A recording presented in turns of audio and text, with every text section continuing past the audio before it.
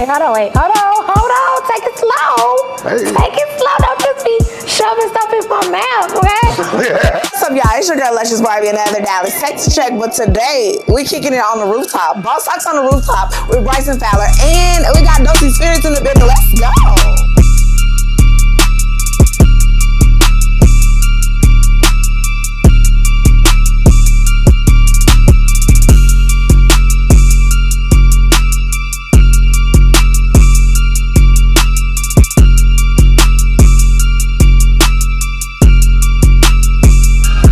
What's up, everybody? This is Bryson Fowler of Boss Talks on the Rooftop, Season 3. Today we're on the inside and I have a special guest, Miss Luscious B. Hey, Luscious, how you doing? Baby, get my name right. Luscious Barbie, okay? You better brand that. I worked on that brand for a while, okay? For a while. You've been in the game for a while. So you got so many things going on. I can't even write them all. So go ahead, pop your shit. Your whole world renowned. I want the vibes. Okay. We got the world renowned, the most amazing, world famous, the luxurious, the gorgeous, Luscious Barbie. Yes! Standing ovation. Hey. Yes. Okay, so Luscious, you always got something going on. You always got your hands in different pots. What all you got going on now? Now I have so many things. First, of course, all the projects that I've been working on have just been blowing out the water. I'm so excited for everything that I have now, including Boss Talks on the Rooftop. Hey, shout out. Executive, you know what I'm saying? So just, I love the creative realm that I'm in right now, with, just mukbangs. I do the mukbang interviews with different artists. So far I've done Lil Zane, OTB Fastlane, Lardy B, Radio Raheem, so many different people. It's one of those things that I started in internet radio. So now being able to see that I am able to use those skills that I used so long ago that I never thought I would use again. Right. And then I'm just with the advertising agency, another Dallas Texas check that is really blown out the water. And this is the same blueprint that I've been doing since 2016. So to see it in 2022, able to make money from it, it's amazing. Wow. So you actually have been growing your advertising agency in different facets. So like you're a TikTok influencer, and then you have your Instagram, and then like you take over social media like you do for our brand at Fowler Roofing Pros, Tax Time Pros. What is that transition like from going from the multiple hats that you wear to, okay, now I'm doing your social media marketing for you, to going into your full advertising agency? Because I like to think of it as, a lot of people don't realize that my TikTok influence is more than just influence. I want to be a real life asset to everybody around me, because I already know where I'm going. I already know that Tyler Perry, I already know you're going to call me. I already know I'm going to be unreachable very soon, okay? But I want everybody else to be able to elevate with me. And my TikTok page is exactly what I've been building this whole time. I just was stuck on the guaranteed money. I was stuck in the 9-to-5 mentality, and I didn't really get to tap into it until 2020. But that was after going out for my dream and trying to act and doing all of that. Now that I've experienced that side of freedom, now it's just, I'm always hungry. I mean, it's one of those things that the bills got to stay paid. So I'm one of those people that now, when it comes to social media, my TikTok page, it's fun. People love it, but I know the power of it, and my page is my advertising agency. And then being able to take that, because now I love the fact of knowing the power of the business behind social media, knowing how to take somebody by their hand and say, hey, this is how to position exactly what you need and what you want. Like, I can do that now because I know the analytics behind it. I know what drives, the traffic. So being able to bring in numbers is just amazing.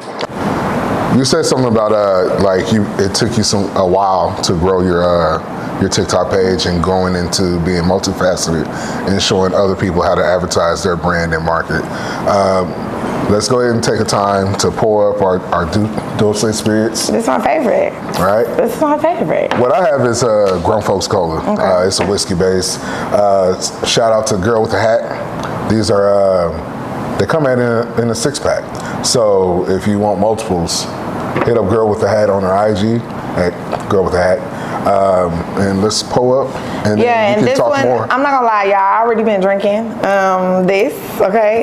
And this one is it Tropical Sensation? That is Tropical Sensation. Y'all, when I tell you this right here, first of all, you don't feel it when you're drinking it. It gives real juice, it gives real Kool-Aid, okay? But when you stand up, Sitting back down. you're gonna be drunk texting. So, I mean, if you get a text from me on this date, just know it was all in the Dolce Spirit. Dolce Spirit. Dolce Spirits did it. Dolce. Damn good, okay? Really good, really good. So, cheers to your success. And let's deep dive really into the next steps for Luscious. Right? Okay. And so, I have a cigar for you. Are you a cigar smoker? No, but I want to experience it. That's the concept, right? Right, that is true. Okay, so what we do is we're gonna cut the tip of the cigar. This bottom part here is called the cap. Okay. Right? And then No this, cap. No cap. Right. Just cut a little bit of the cap. Don't cut the whole cap off. Right. And then this whole thing here is called the body. And then right along the cap is the shoulder. Right? Okay. So don't cut the whole cap off and don't cut the shoulder because the whole leaf will unravel and then you won't be able to smoke. Right? Okay, sound like something that'll happen to me because I won't remember that information. Right. But But it is informative. I got your back. So Okay. So you cut the cap off. Now we're ready to smoke. Yeah, once we light. Okay. All right. So once you light this, right, you're gonna light this other end here, and then you're gonna puff and swish around. Girl with Hat taught me this. Swish around like Listerine.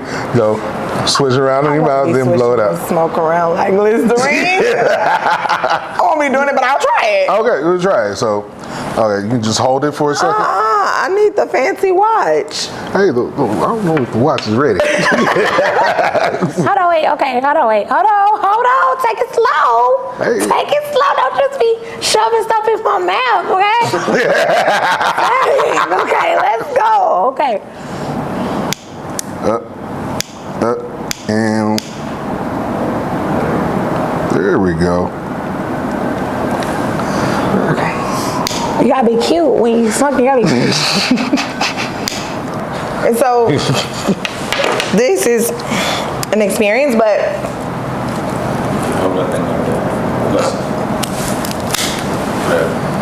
this.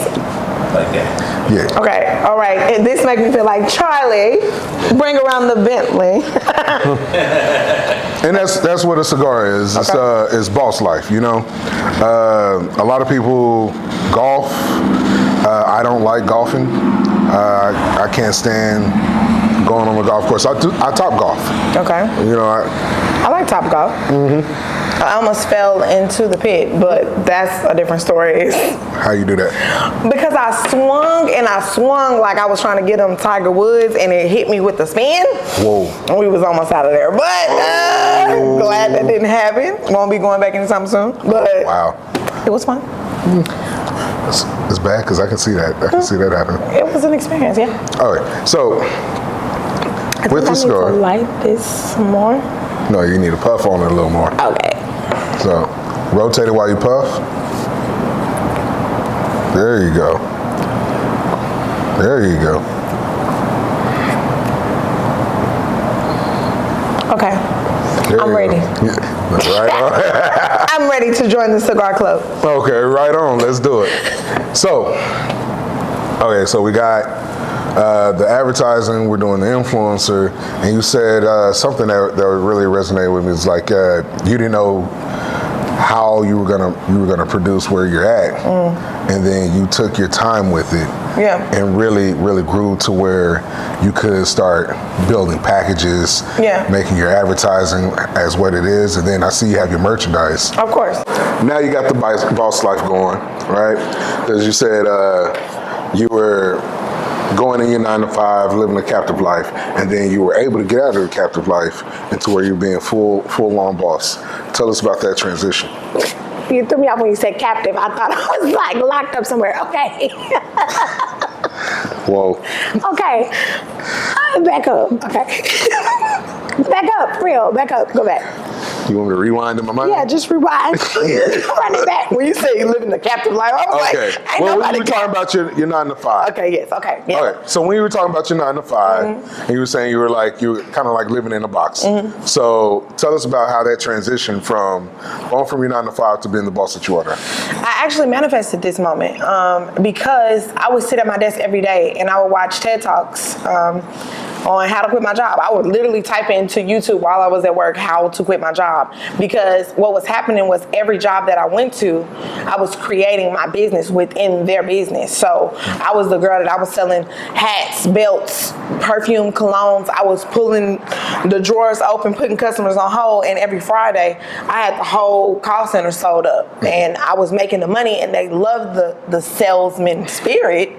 But of course, they want to make the money and not see the money made in my pockets. Right. So I really wanted to get out of that mentality because it was a time that I had a full men's boutique called La Fiche, the Plug in French. I had that in Grand Prairie, and I was spending money on this location. I had over 1,500 square feet, but I was still trying to work a full-time job because I wanted this guaranteed money. Right. I couldn't get out of the mentality for so long, but it got to a point where I was doing vision boards. Every time I would go on a weekend, I would get with friends, I would drink, and I would do vision boards. And I would put the craziest things out there. I would put what I wanted, with the type of store that I wanted, the type of business that I wanted. I wanted to highlight all of the businesses in Dallas because when I would type in on YouTube, Dallas, I would all see negative. It would just be, especially coming from like a blogger standpoint or media doing interviews, people love controversy, but there can be controversy in a positive way. It can be controversy where you can give your opinion and people latch on to your opinion to create their own experience. So that is the blueprint of which was in 2016, it was Let's Talk Dallas, and Another Dallas Texas Shake is exactly that. It's the same thing, switch the name, switch the platform, but I love the fact that today, matter of fact, this month, I'm doing my TED Talk. And that's crazy. That's mind-blowing because I literally used to sit there for that motivation on watching people on stage, getting motivation from them, and being able to do that to people, that's just amazing. I still can't believe it. So when is your TED Talk? April 28th. April 28th at Mountain View College. I will be on stage giving them all the life that I have. And this actually, my story is about resurgence. It's about the bounce back because so many obstacles, so many people told me that, oh man, don't nobody want to hear about no positive. If you're not talking about the beef that's going on in Dallas, if you're not talking about the people that's getting killed in Dallas, if you're not talking about this, nobody want to hear that.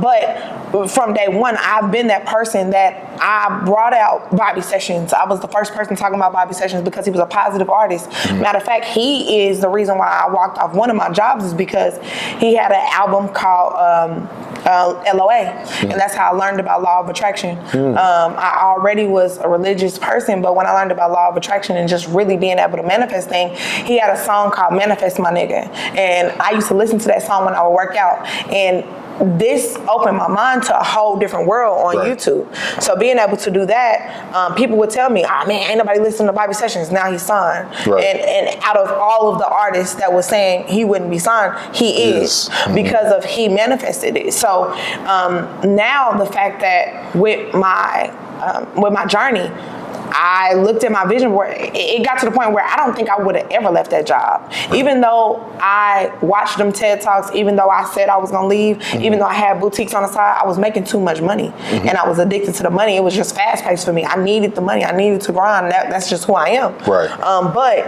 I got a call one day, and my supervisor was like, this is not working out. I was on my way to work. And I'm like, what's not working out? What do you mean? You got relationship problems? Girl, like what's going on? And she was just like, we love you, we just feel like we're in your way. And I'm like, am I getting fired over the phone? Like, what's going on? Did you just text me to fire me? And, I mean, like, am I getting fired over the phone? Because then I had to really tap into, you are preparing to quit, but are you ready to get fired? And to people that's really watching this, it's like, you can say you're going to quit. You can say you're going to wait till your savings is like this. You're going to wait to do this, to start your business, to do all that. But you got to be prepared at any moment because your life can literally change overnight. So when I got that call, it was like, all I had was my blueprint. All I had was my vision board. board, and my vision board said, go to LA, go network, your life depends on it. Within 2 weeks, this is my own words. So now it's kind of like, okay, now you really, God is really pushing me like you're back up against the wall. Yeah. So you want to learn how to quit your job. Now you didn't got fired from your job. Now you got fired. So are you going to go back to that 9 to 5 and be stuck in prison in your mind? And you really at this desk miserable. You don't want to talk. Everybody would tell me, oh my God, your personality is so big. Let's play trivia at work. I don't want to play trivia. I want to get to some money. Like all these clients hitting the phone, they want to talk to me because I'm selling them confidence, right? I'm not selling them product. I'm selling them confidence. I'm giving them experience. So I needed to be able to create that, but I was so scared of leaving this every 2 week check, you know? But when I went to LA, I went out there on a lead. I didn't have an agent. I didn't have nobody. I went out there and I literally broke all the rules. I would go on these movie sets, these TV sets. I'm talking to the directors. I'm getting their numbers. I was walking in rooms where people would ask me to interview people. I did interviews for the SB Suites, the SB Awards, and I was in suites with all, like Abatunde, Amin Joseph from Snowfall, all of this. I walked in. I didn't have no cameraman. I didn't have that. I was in LA. I literally knew 1 or 2 people. I went in there with a selfie stick in my phone, and I had to figure out a way. And of course, those doubts are, you in LA, you in Hollywood, you gotta have this, you gotta have that. And I had to create a way for people to understand who I am coming into their space. They feel this energy and they wanna know who I am. So that's exactly what I did. And I had Darius McCray, Amin Joseph, everybody lined up, all of the people I seen on Nickelodeon growing up, Aaron Hall from Ballers, and they all like, wait a minute, where you from? Who are you? Oh, okay, I'm just about to interview y'all. I'm about to get real crazy. I'm about to ask you your porn name. I'm about to get all in your business. And once they realize that, okay, you're not from LA and it's something about you, those situations, and I remember being out there on set, people didn't know that they would see me working background on Love and Hip Hop. They would see me on their TV screens, these same people that wouldn't share Let's Talk Dallas when I was doing internet radio, when I was paying $200 an episode to interview people. When I was doing that, nobody was sharing that. Nobody was liking that because it was like, everybody doing a podcast, everybody doing this, everybody doing that. But then now when they see me on that TV screen, they see me behind Marcus Houston, or they see me with Issa Rae, or they see me with these people, now they're like, oh my God, homegirl. You know, and I love it because what it did was when I came back to Dallas after the pandemic, the respect level was different. That validation was different because then it's like, okay, now you see that I actually did what you want to do. I left and did what I felt like was my dream, but it wasn't that time. So when I came back here, all I had once again was, now you got to go back to the original formula. Now you got to go back to Let's Talk Dallas. You got to go back to what you really love to do, regardless if it make you money or not, because that's what really is going to make you successful. So tell me about what made you switch from Let's Talk Dallas to another Dallas, Texas church. Because with Let's Talk Dallas, it was one of those things that when I left the radio station, I linked up with one of my friends. He was a videographer, and I felt like, okay, you one of my close friends, so you gonna record me. I'm gonna sit down, we're gonna do this, and we're gonna build this brand. Well, what ended up happening was all my content ended up on his YouTube. It built his YouTube, it built his brand, it helped build his brand. So then when it came to the point where, you know, and I feel like, and that's another thing to talk about too, as a woman working with men in business, once you get another counterpart, if you get married or you have a girlfriend or you have this what I have right here is intimidating because I'm going to try to elevate you. I'm going to try to make sure, okay, well, let's get this LLC, let's get this DBA, let's do this, let's get this money, let's do this, let's put this here, let's start this business. And everybody can't handle that. So I was pushed into a corner where it was like, all right, well, I don't like you around her, I don't want you doing no business with her. And if this is the person I created, all my content is on your platform, now what am I going to do? Am I going to go and just pick up all these people are watching this and they're used to seeing this content and put it somewhere else? That's a hard switch. So at that point, I was like, well, you know what? I'm going to just start something completely different. And that way, I'm going to bring me. Because at the end of the day, I want to be able to run and operate regardless if anybody is able to help, right? So that's why I had to really bring it down into what do you really love? What do you really like to do? What's really your passion? And my passion is to help people. My passion is to bring an experience. So it even took it further. When I started Another Dallas, Texas Check to go into these businesses, my podcast is behind the grind because I want to know, did you start your restaurant with food stamps? Like, did you start selling a plate out of your mama kitchen? Like, how did you start? Because that's the only way to motivate people. Right. Shows where your humble beginnings started. Yeah. I mean, anybody can show your success. Anybody can show where you are now, but I want to see where you came from. Right. So now that we come to Another Dallas, Texas Check, now you're doing advertising, putting packages together for other entrepreneurs such as myself. Tell us what that process was like for you to start like really building your brand as an advertising agency. I just had to realize my worth. I had to realize the fact of what I was bringing to businesses and really from the business owners as far as doing it as like, okay, I want to highlight, I want to bring something positive to where businesses are telling me, hey, like we was about to close these doors. You know what I'm saying? We really was about to close and look at our sales. You know what I'm saying? Like the sales is this, right? And I love helping businesses out. I love seeing people being able to revamp their passion, right? So being able to take that, and if I know I have the knowledge, like everything for me is intellectual property. So if I can give that to you and I can show you, hey, you can do this, and sometimes even with your business, you have this knowledge, you don't have the time, right? So you don't have the time to do this, but you can learn things along the way, and that's what I love about what I do is because I can create something or help you create something, and it's something that lives longer. I never want to have something where I'm like, I'm the only person that knows,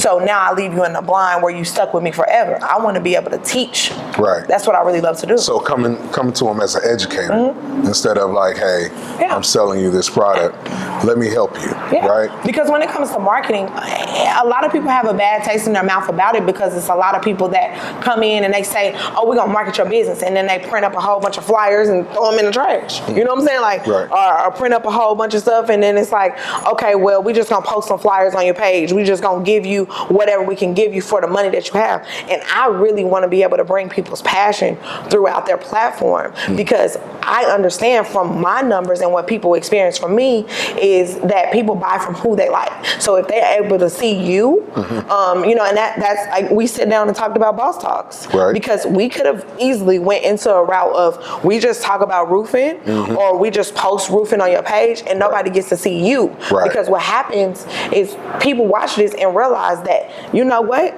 there are black roofers. There is a black construction company. This is somebody that actually, you know, seeing working with your uncle didn't honestly feel like this was something that you wanted to do and fall into that. So being able to bring that out, that's what makes me happy. And now, and when I say experience, I had to take it further because when I say I really like to help people, I like to be able to cut out all excuses. So when I start posting and I start telling people to come to these businesses and people telling me, I don't have a car, I don't have this, they too far, they do this, then I bought a bus.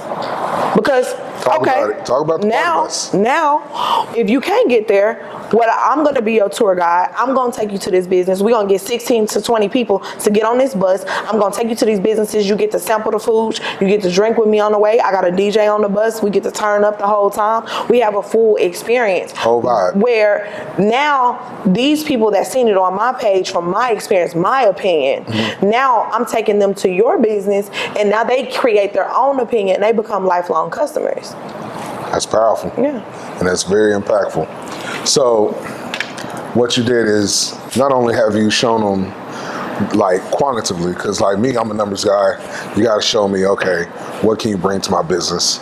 And then on top of that, what are you going to do differently for my business that I'm not already doing? Because like you said, like I have a knowledge base of building businesses. I have like several of them, you know, but I just don't have the time to continue to stay grinding on top of my social media, grinding on top of my community outreach and this, that, and the third.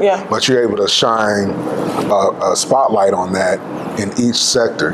Like, how are you able to balance so many different businesses that you actually market and advertise for? I don't sleep at all. I don't sleep. I'm literally a person that I feel like I surround myself around people that are we keep elevating on top of each other. So it's never like where I'm stuck and I'm like, oh my God, I have such a workload, because it's like everything connects. If I have a client that I'm working with, I'm going to try to figure out how I can connect you with that client and how I can connect that person with this person, because now it's a full network of people where now it makes it easier, because for me, I don't have to do a lot of work. I don't have to do a lot of convincing, because somebody can say, oh, I talked to Bryson. He said you do his page. Oh, I talked to this business. Oh man, you started with TikTok with Breakfast Brothers, and now you produce their TV show. That's a network that works for me. So I balance out the time, because it's like, okay, well, this is proven. So let me come in, do what I need to do. I'm going to show you the results, and then I'm out your hair. So I go to a lot of places, and they feel like, okay, now this has to be perfect. We have to do it this way. This have to do that. Look, when it comes to restaurants, put the food in front of me. They come in. You know what I'm saying? And that's simple. And a lot of businesses be like, no, I'm not ready. And they wait months and months. And what I tell them on the follow-up is, these people are making money.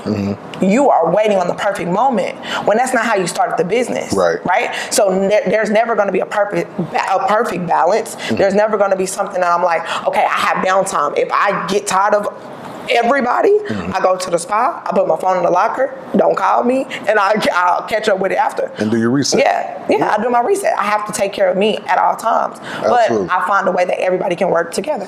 True. So leveraging your network and leveraging your platforms is one of the things that you've come to specialize in.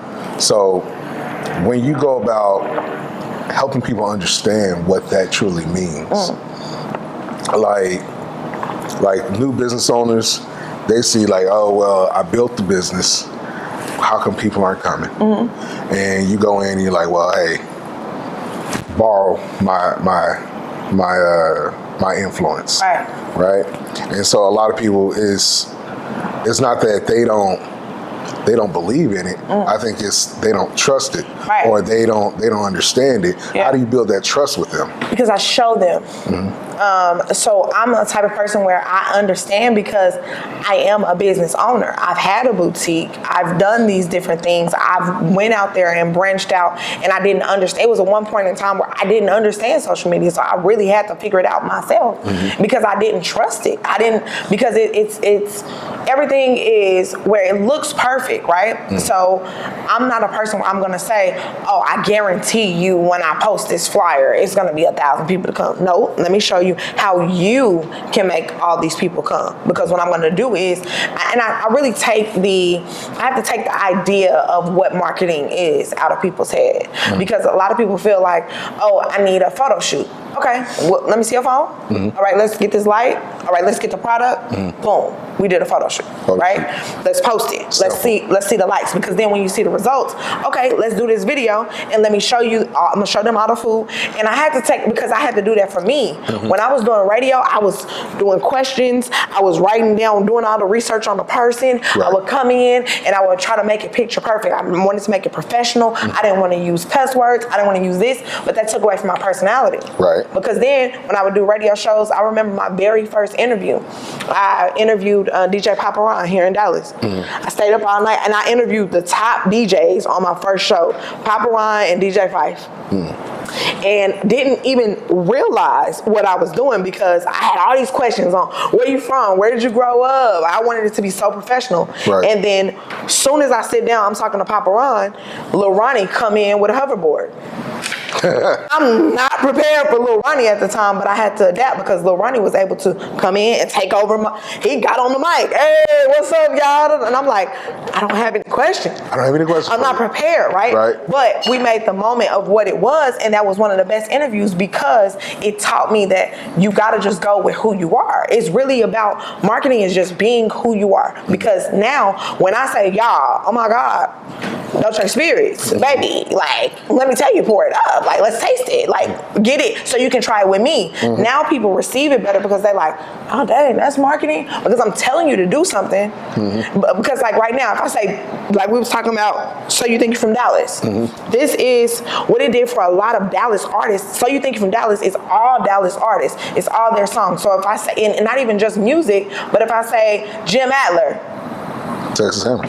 That's marketing, right? So that's something that is so simple to make it Hey, can we repetitive. cut him out because he ain't paid us for that?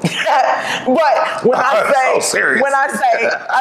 but even when I say things like, "Oh, Cliff," That's my hood. put it in his face. But that's Get it something that's understood. repetitive, but that's marketing for them. Right. Because when I did So You Think From Dallas, I did these songs and I made you duet it. Duet me. Now people are saying this and people will in the comments say, I'm in Louisiana and I know that song. I'm in Florida and I know that song. I'm in this and I'm that. Okay, but it's a Dallas artist. Right. And Dallas don't get recognition for their artists. Right. So finish it out. That video went so crazy and all of what it made people do is go listen to these songs. Dang, he is from Dallas. Yep. Oh my God, throw that ass in a circle. He is from Dallas. Yep. Walk around the club. They are from Dallas. It's a group, right? So that's marketing. Right. And breaking it down to something as simple like that, that's where I come in and I'll really thrive because then they understand that it's not this, oh, you got to have a full budget and you got to have the commercials and you got to have this. That is important. Right. But if you don't have the people locked in and understand why they're watching you, it's not going to make a difference. Right. No, I love that about you, Lush, because one of the things that really drew me to you was able to actually really be genuinely who you are, like how you touched on, like just being you.